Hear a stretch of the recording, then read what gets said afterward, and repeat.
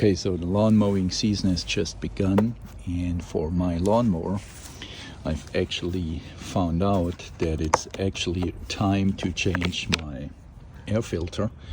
And you see it's super dirty, and I bought new air filters. They actually come in a box with 5 on Amazon, and you can see here it's really greasy and there's a lot of gasoline in there.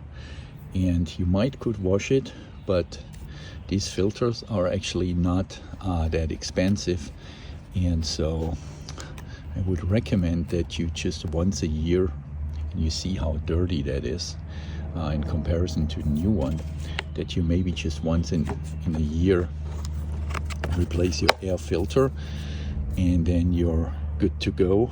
And since we talk about that, I already did it. You might also want to check your oil level, which you often find here. I've already checked it yesterday, so I have a good oil level, but I make it actually a routine every year when the lawn mowing season begins to check the oil, and then also the air filter, and you can see mine was pretty much dirty and at the brink of failure. So yeah, just a little tip.